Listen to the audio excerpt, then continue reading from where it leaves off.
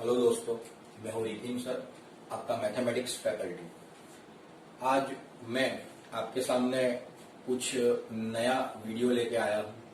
बराबर, आप लोग पीछे ये व्हाइट बोर्ड पे देख सकते हो कि आज मैं आपको स्टैंडर्ड 8 के मैथमेटिक्स का chapter number 2 linear equation in one variable आज मैं आपको वो पढ़ाने जा रहा हूँ। ये चैप्टर पढ़ने के लिए फर्स्ट ऑफ ऑल कितनी चीजें आपको पता होनी चाहिए। पहले तो एक नंबर ये हम आज के लेक्चर में पढ़ेंगे।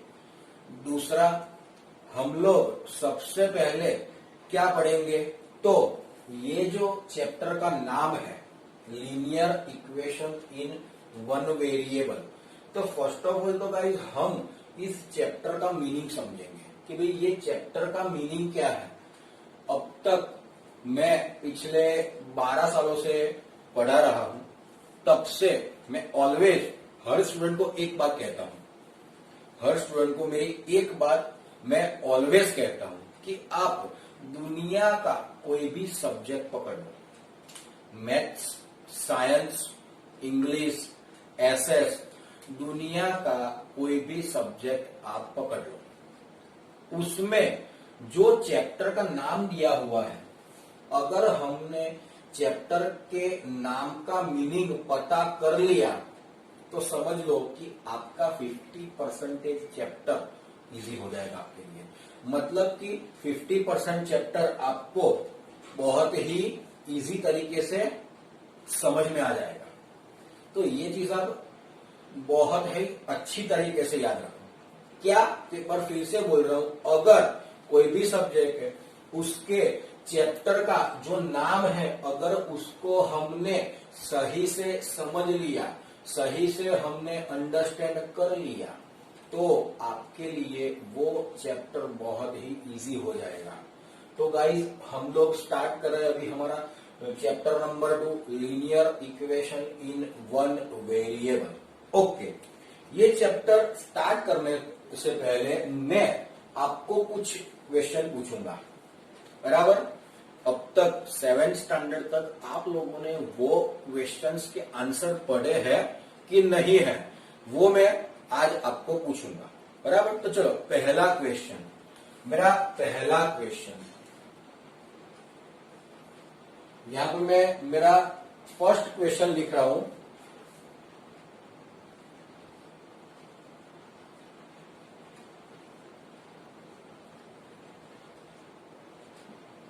क्या है, तो आप लोग देख सकते हो कांस्टेंट टर्म। चलो गाइस, कोई मुझे बता सकता है कि what is the meaning of constant term in mathematics? बोलो, कोई है जो मुझे ये समझा सकता है कि कांस्टेंट टर्म का मीनिंग क्या है? यस, आप लोग में से कुछ स्टूडेंट्स को पता है और कुछ स्टूडेंट्स को पता नहीं है कि कांस्टेंट टर्म क्या होता है। तो मैं आज आपको बताऊंगा कि कांस्टेंट टर्म क्या होता है। तो यहाँ पे मैं कांस्टेंट टर्म की डेफिनेशन लिख रहा हूँ, आपको वो याद रखनी है। बराबर, साथ में मैंने मेरी लैपटॉप में टेक्स्ट बुक भी ओपन करके रखी है। बराबर, क्योंकि हम जब सम्स पढ़ेंगे तो उसके क्वेश्चन हम टेक्स्ट बुक में से लेंगे। ओके, तो कांस्टेंट टर्म गाइस, बराबर, कांस्टेंट टर्म किसे बोलेंगे? तो the term which has a fixed value, यहां पे मैं डेफिनेशन लिख रहा हूं, the term which has fixed value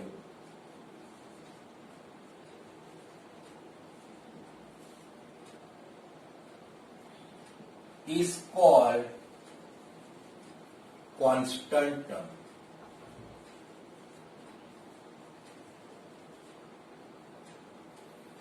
अभी आप लोग बोलोगे सर ये डेफिनेशन तो चलो ठीक है, डेफिनेशन में मुझे कुछ थोड़ा थोड़ा समझ में आया, लेकिन कुछ एग्जाम्पल बताओ तो हमें कुछ ज्यादा समझ में आएगा।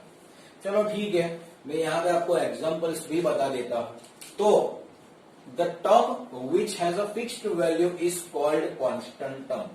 अभी एक काम करो गाइस, आप लोग जितने भी नंबर्स है वो ले लो। चलो कोई भी दुनिया का कोई भी नंबर ले लो, तो क्या नंबर की वैल्यू चेंज होगी कभी? फॉर एग्जाम्पल अगर मेरे पास है सपोज 12 नंबर, तो क्या 12 की वैल्यू चेंज होके 14 हो जाएगी? नहीं होगी। 12 is a fixed value itself. 12 is a fixed value by itself. 12 अपने आप में ही क्या है? वो अपने आप में ही वैल्यू उसकी फिक्स है, इसीलिए 12 की वैल्यू चेंज नहीं होगी। चलो ठीक है, कोई भी एक दूसरा नंबर हम लोग 0 लेते हैं, क्या 0 की वैल्यू चेंज होगी? नहीं, 0 की वैल्यू 0 है, ना 0 से कम है ना 0 से ज्यादा है। मतलब क्या हुआ, आप पूरे यूनिवर्स में जितने भी नंबर्स है अवेलेबल सबको ले लो, सब क्या हो जाएंगे? कांस्टेंट टर्म हो जाएंगे। कौन सी टर्म हो जाएंगे? Constant term. मतलब कि अभी एग्जांपल में मैं ये लिख सकता हूं कि all the numbers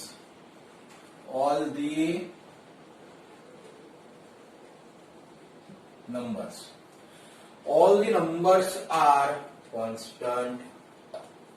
चलो गाइज, आई होप ये सबको क्लियर हो गया होगा। अगर क्लियर नहीं है तो एक बार फिर से वीडियो को रिवाइंड करके देख लो।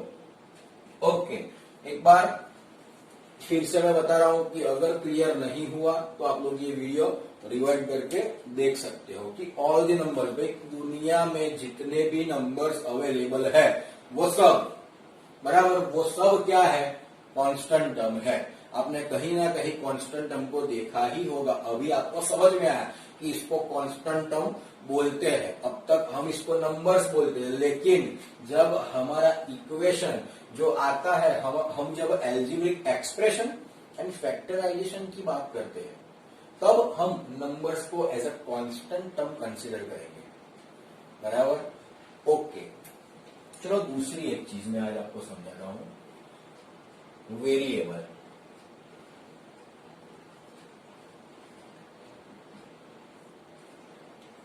Now guys, what do you mean by variable?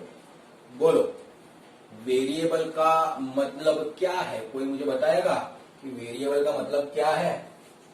Yes, यहां पे भी सेम चीज हुई, कुछ स्टूडेंट्स को पता है, कुछ स्टूडेंट्स को नहीं पता है। कोई बात नहीं, मैं यहाँ पे डेफिनेशन लिख देता हूं वेरिएबल की। वेरिएबल की डेफिनेशन भी बहुत इजी है। The term which don't have constant or fixed value. The term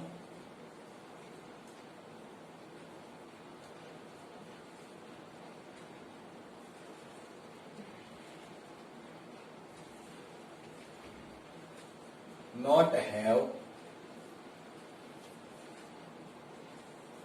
fixed value, but values are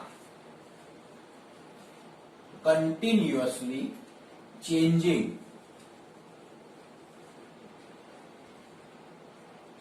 मतलब कि उसकी वैल्यू चेंज होती रहेगी, उसकी वैल्यू चेंज होती रहेगी। चलो आप मुझे ये बताओ कि आपने कौन से टर्म्स ऐसे देखे हैं जिसकी वैल्यू कंटिन्यूअसली चेंज होती है, कंटिन्यूअसली चेंज होती जाती है। ओके, मैं बी प्रैक्टिकल एग्जांपल देने की बात नहीं कर रहा हूं, बराबर? मैं बी प्रैक्टिकल एग्जांपल देने की बात नहीं कर रहा हूं, मैं बात कर रहा हूं मैथमेटिक्स की लैंग्वेज में हम वेरिएबल टर्म किसे बोलेंगे गाइस? बराबर? कुछ लोग बोलेंगे सर हमारा वेट हो गया, कुछ लोग बोलेंगे सर हमारी कार की स्पीड हो गई। मैं उसकी बात नहीं कर रहा हूँ गाइस, बराबर? मैं बात कर रहा हूँ मैथमेटिक्स के फॉर्म में हम किसे वेरिएबल टर्म बोलेंगे।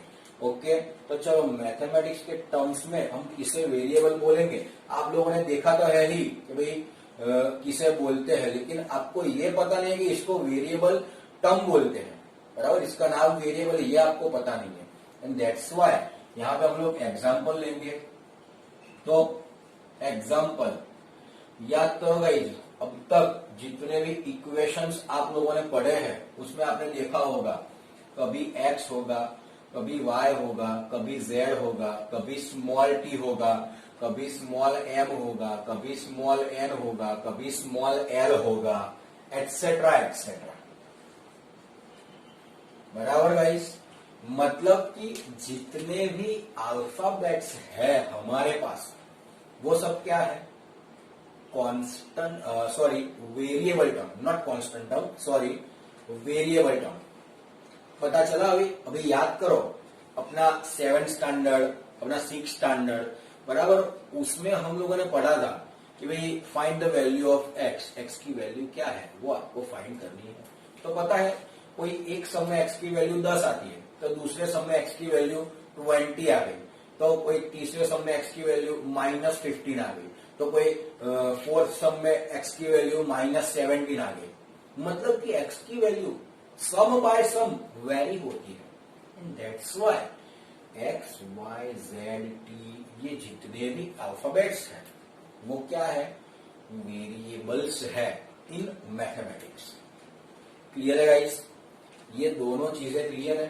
एक्चुअली ये जो हमारा चैप्टर नंबर 2 है ना, ये chapter number 2 linear equation in one variable, वो आपने अगर मेरा लाइव लेक्चर अटेंड किया हो तो आप लोगों को मे भी पता होगा कि मैंने आपको बताया था कि जैसे science is divided into 3 main part, physics, chemistry and biology, same way actually guys mathematics total 5 part में डिवाइडेड है, 5 पार्ट में। तो उस वक्त मैंने आपको बताया था एक मैथमेटिक्स का पूरा अपना एक फील्ड है, एल्जेब्रिक एक्सप्रेशन एंड फैक्टराइजेशन।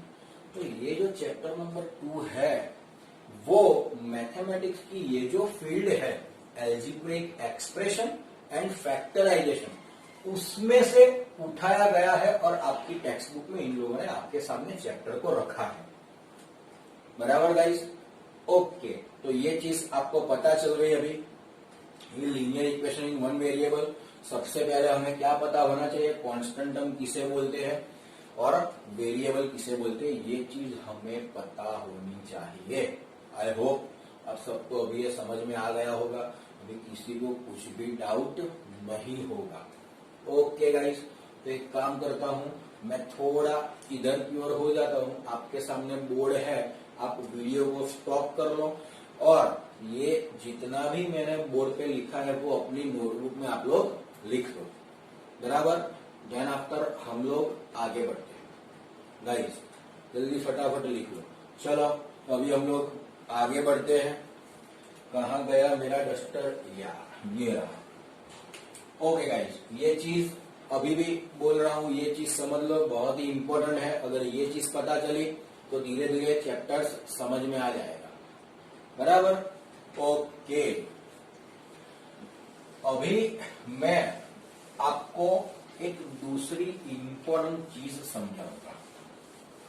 हाँ, very very most important thing जो आपको थ्रू आउट द चैप्टर और थ्रू आउट योर स्टडी याद रखना है। गाइस अभी मैं ये रफ कर रहा हूं, बराबर? अभी सबको मालूम हो गया है कि ये जो है वो 8th स्टैंडर्ड हमने स्टार्ट किया हुआ है।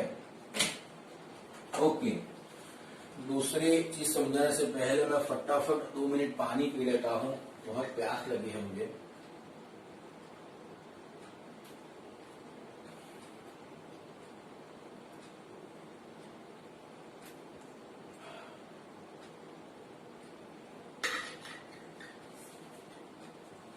Okay, now let's start next topic, next explanation. तो क्या है वो? यस, अभी मैं आपको एक दूसरा क्वेश्चन पूछ रहा हूं। एल्जेब्रिक एक्सप्रेशन, इक्वेशन या तो फिर पॉलिनोमियल, किसे बोलेंगे? अच्छा चलो ठीक है, एक काम करते हैं, एल्जेब्रिक एक्सप्रेशन, इक्वेशन और पोलिनोमियल कैसे बनते हैं, वो जो होता है वो बनता कैसे है। हमें पता है कि भाई इसे अलजेब्रिक एक्सप्रेशन बोलते हैं, इसे हम इक्वेशन बोलते हैं और इसे हम पॉलिनोमियल बोलते हैं। तो वो बनता कैसे है, सोचो। Yes, exactly. कुछ स्टूडेंट्स के दिमाग में ये चीज आई होगी और कुछ स्टूडेंट्स के दिमाग में नहीं आई होगी, बराबर। जिन लोगों के दिमाग में नहीं आया उन लोगों को और जिनको पता है सबको मैं ये चीज बहुत ही इजी वे में समझाने वाला हूं। ये तीनों नाम जो मैंने बोले, अलजेब्रिक एक्सप्रेशन, इक्वेशन या तो पॉलिनोमियल, वो कैसे बनता है तो याद करो combination of variable and constant term से बनता है। उसमें एडिशन हो गया, सब्ट्रैक्शन हो गया, मल्टीप्लिकेशन हो गया, डिवीजन हो गया, कुछ भी हो गया। हमारे 4 ऑपरेशंस में से कोई भी ऑपरेशन वहां पे अप्लाई कर सकते हैं। तो polynomial, equation and algebraic expression कैसे बनता है तो combination of variable and constant से बनता है। उससे पूरी इक्वेशन हम लिखते हैं, उससे पूरा पॉलिनोमियल हम लिखते हैं, उससे पूरी अलजेब्रिक एक्सप्रेशन हम लिखते हैं, बराबर। एक बार फिर से ध्यान से सुन लो, क्या बोला मैंने ये बोला कि ये तीनों जो चीजें मैंने आपको बताई वो कैसे बनती है, combination of variable and constant term से बनती है। ओके गाइस, ये क्लियर है। ओके, आगे बढ़ते हैं। अभी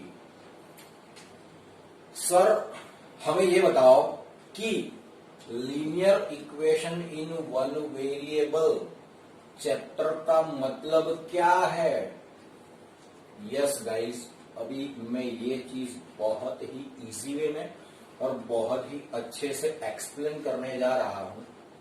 आप लोगों को बहुत ही ध्यान से इसको समझना है, बराबर। चलो गाइस, यहां पे पहले मैं आपको समझाऊंगा मीनिंग ऑफ लीनियर इक्वेशन। देखो, पहले इसका मीनिंग समझाता हूं।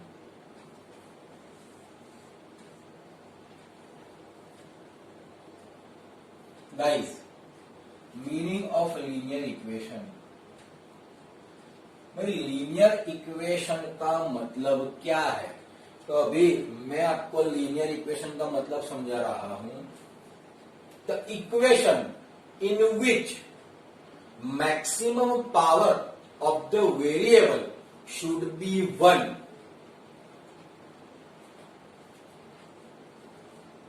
Maximum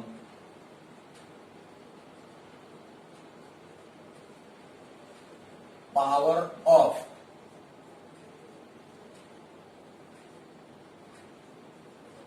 variable should be 1। एक चीज हमें ये पता होनी चाहिए, लीनियर इक्वेशन हम इसीलिए बोलते हैं कि वेरिएबल जितने भी इक्वेशन में होते हैं उसकी मैक्सिमम पावर 1 होती है। दूसरी कंडीशन, अगर आप लीनियर इक्वेशन का ग्राफ ड्रॉ करोगे तो वो ग्राफ आपको लीनियर मिलेगा।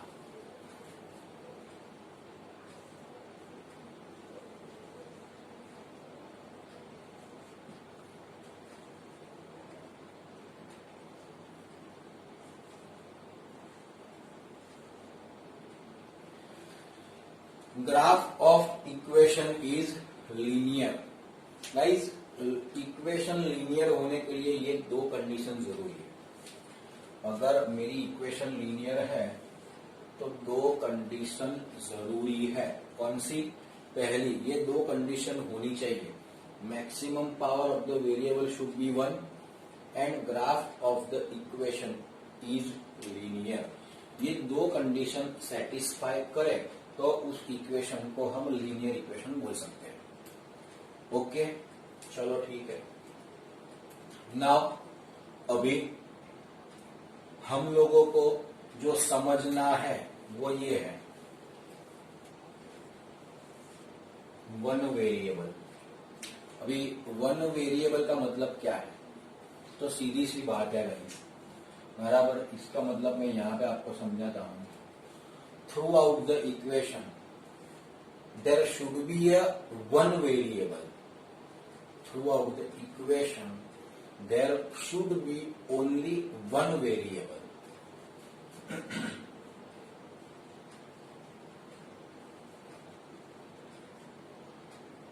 सॉरी,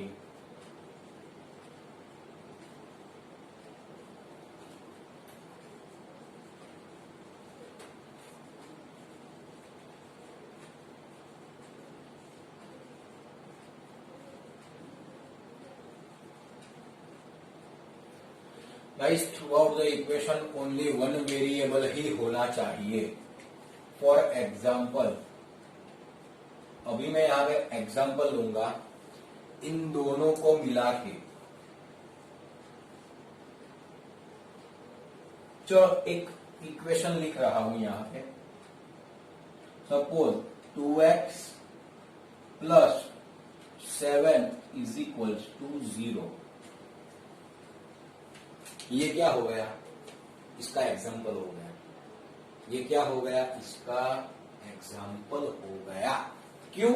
क्योंकि अभी आप चेक करो, इसमें इस इक्वेशन में वेरिएबल कौन सा है, x is a variable. Clear?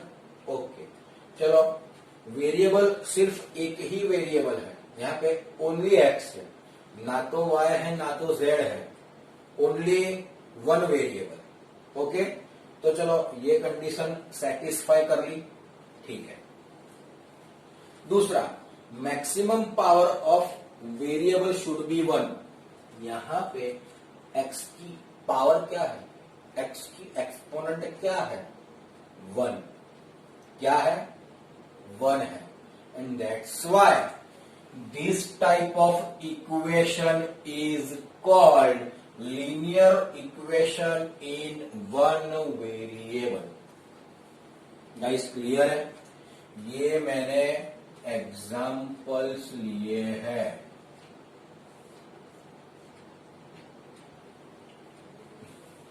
ये मैंने क्या लिया है, एग्जाम्पल्स। Guys, complete? ओके, चलो ठीक है। अभी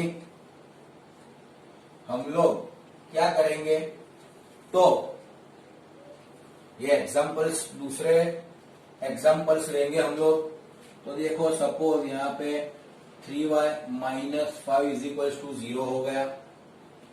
आप कोई भी एग्जाम्पल ले सकते हो, बराबर गाइस, आप कोई भी एग्जाम्पल ले सकते हो। ओके, चलो ठीक है, ये चीज पता चल गई आपको। अगर आपको नोट्स बनाने हैं तो आप नोट्स में लिख सकते हो, बराबर। ये एग्जाम्पल हो गया हमारा।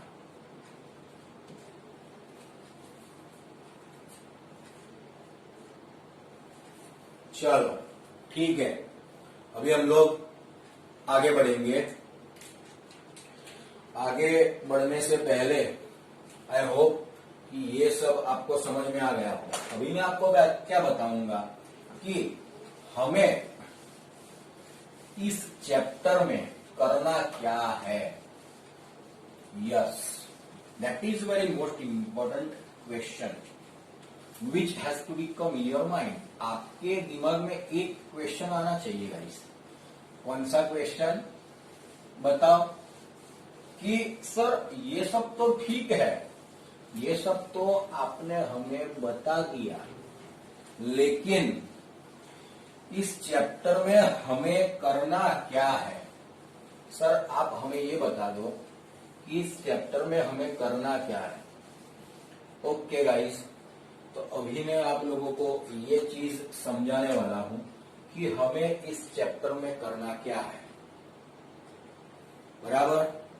तो guys, throughout the chapter हमें वेरिएबल की वैल्यू फाइंड करनी है। ये चीज आप लोग याद रखो। थ्रू आउट द चैप्टर हमें क्या करना है, तो हमें सिर्फ और सिर्फ through out the chapter variable की वैल्यूज फाइंड करनी है। क्लियर है guys? Throughout the chapter हम वेरिएबल की वैल्यू ही फाइंड करते रहेंगे, फाइंड करते रहेंगे, फाइंड करते रहेंगे। ओके, ये चीज हो गई। इस चैप्टर में हमें दो टाइप के सम्स पढ़ने हैं।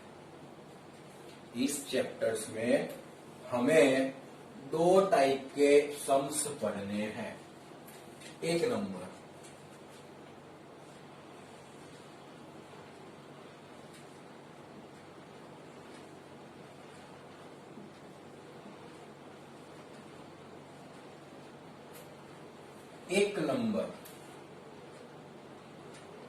भाई एक नंबर के सम में हमें क्या करना है, तो सिंप्लीफिकेशन वाले सम्स पढ़ने हैं। सिंप्लीफिकेशन वाले सम्स में हम लोग क्या करेंगे, we will find the values of variable.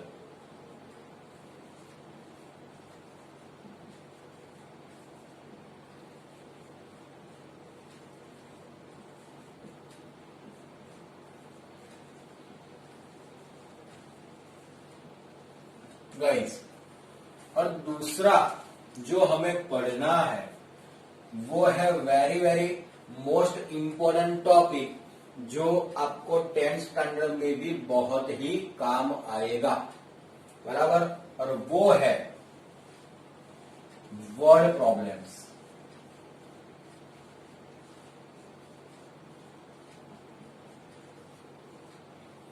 Guys, ये word problems are very very most important, क्योंकि 10th स्टैंडर्ड में वर्ड प्रॉब्लम्स बहुत आते हैं।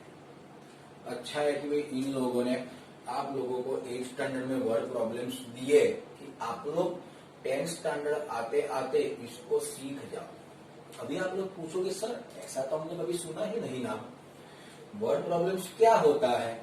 तो गाइस, इसमें क्या होता है कि हमें जो क्वेश्चन है वो एक सेंटेंस के फॉर्म में दिया है।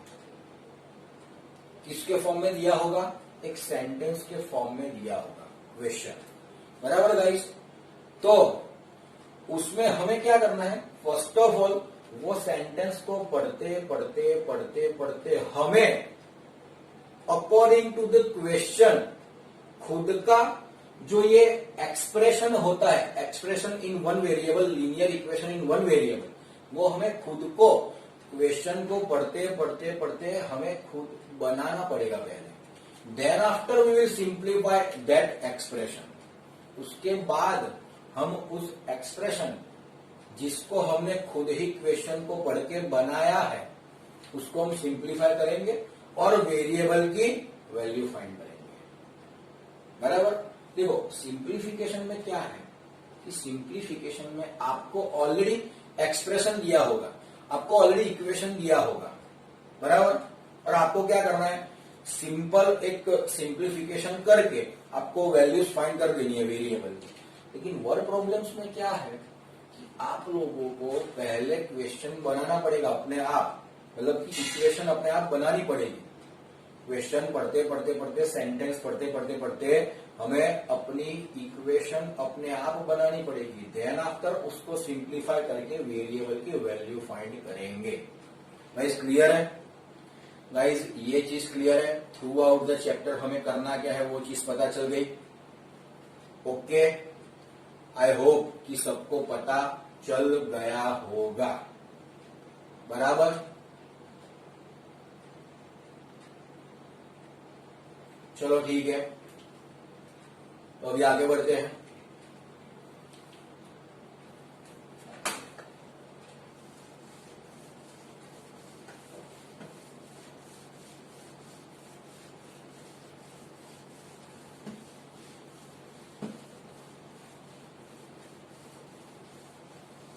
ओके, चलो ये रफ हो गया।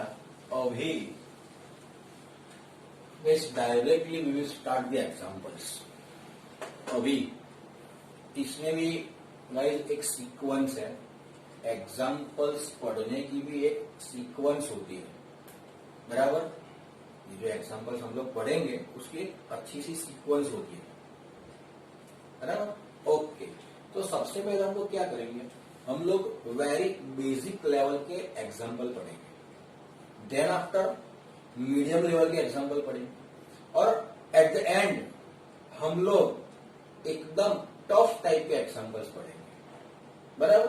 तो चलो ठीक है, हम लोग सिंपल फर्स्ट हमारे सिंपल एग्जाम्पल, हम लोग वेरी बेसिक एग्जाम्पल से स्टार्ट करते हैं। चलो गाइस, यहां पे मैं सिंपल क्या करूंगा,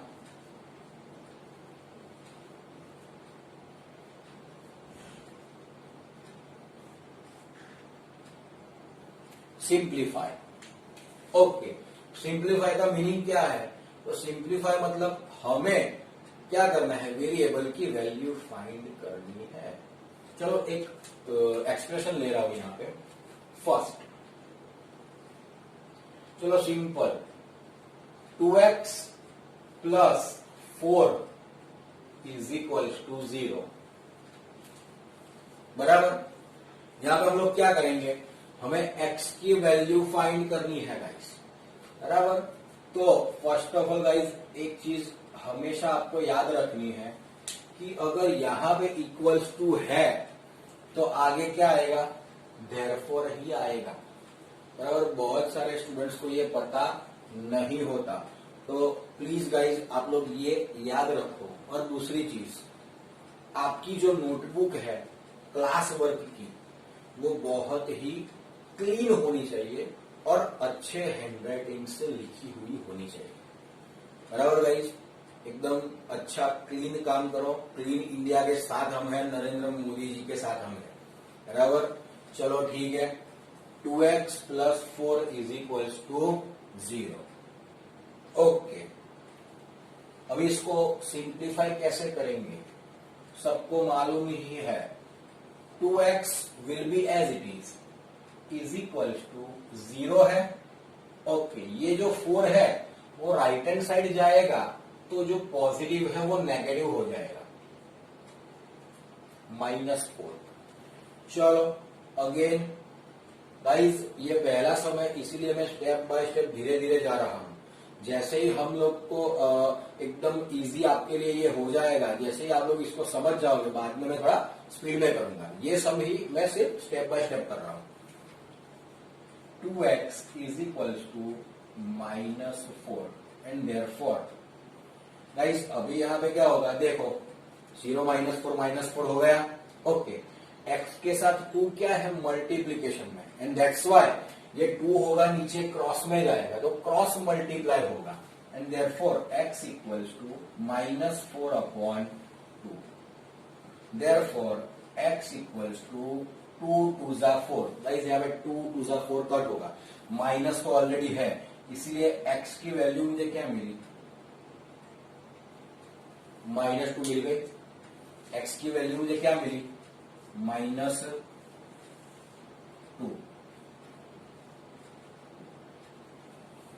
समझ में आया?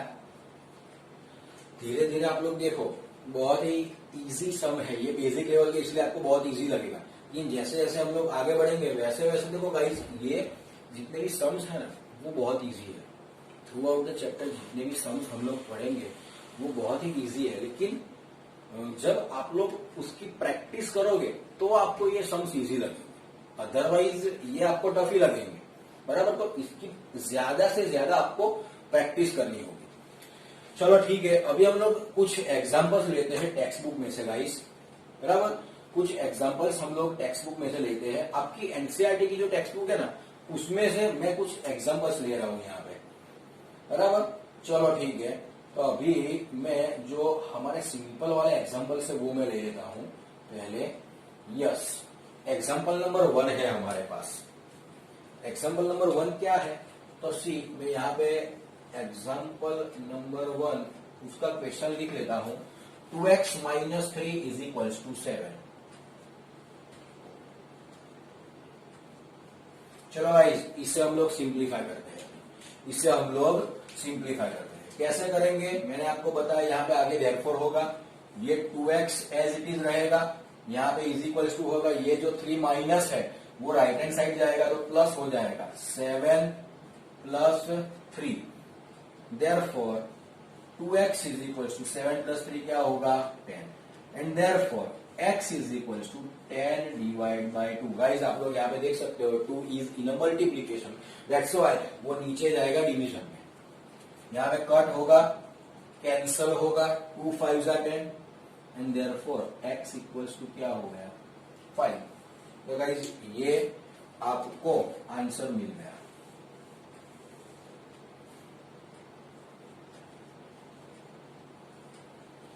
ओके, चलो दूसरा एग्जांपल ले लेते हैं हम लोग।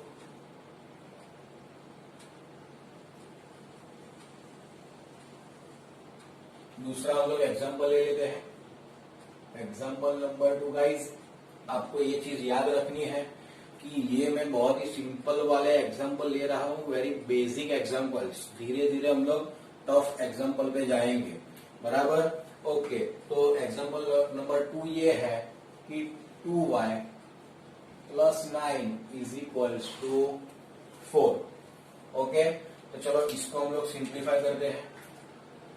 सिंप्लीफिकेशन में क्या होगा, 2y as it is equal to 4 minus 9, 9 positive है, बराबर, इक्वल टू के उस साइड जाएगा तो माइनस हो जाएगा, and therefore 2y is equal to क्या हुआ minus 5 plus minus minus, sign is of greater number, and therefore y is equal to -5 upon 2। ये आपका क्या हो गया, आंसर हो गया।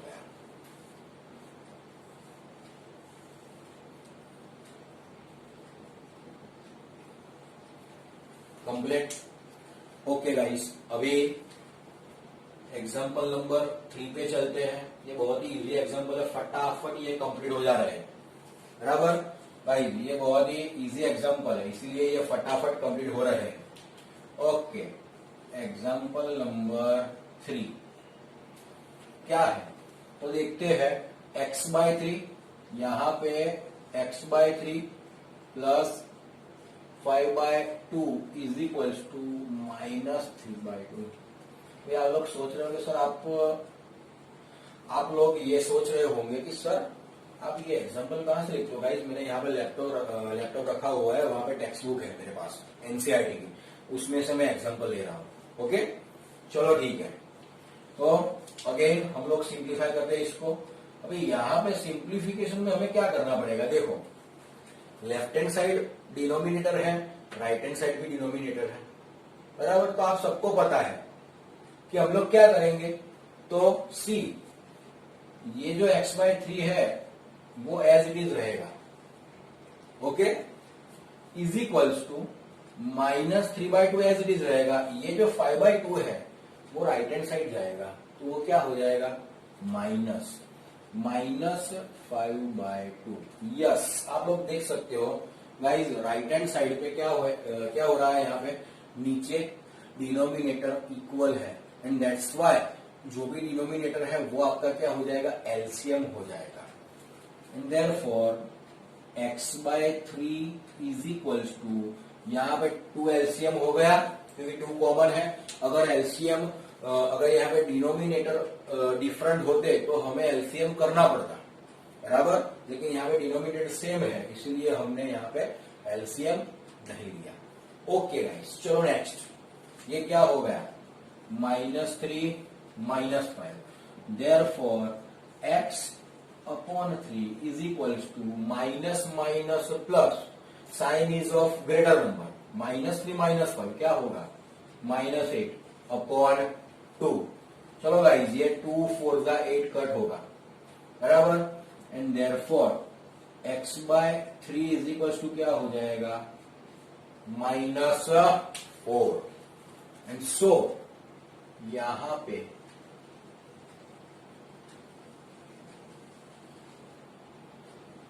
क्या होगा, तो यहां पे ये होगा x/3 इज इक्वल टू -4 है नीचे। अभी ये जो 3 है x के नीचे डिनोमिनेटर में, वो डिवीजन में है, तो वो उस तरफ जाएगा तो मल्टीप्लाई होगा, यहाँ पे मल्टीप्लीकेशन होगा। तो guys x is equal to -4 into 3 and therefore x is equal to क्या मिला, -12। तो ये आपका क्या हो गया, आंसर हो गया।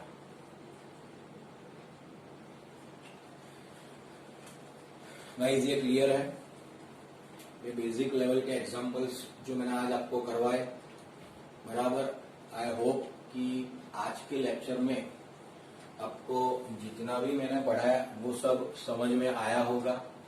अगर नहीं समझ में आया तो आप दूसरी बार वीडियो को देख के समझ सकते हो, और भी समझ में उसके बाद भी आपको समझ में नहीं आता तो आप मुझे कमेंट में लिख सकते हो, या तो फिर मैं मेरा मोबाइल नंबर भी नीचे वीडियो में दे दूंगा, बराबर। तो आप मुझे फोन करके या व्हाट्सएप पे भी पूछ सकते हो।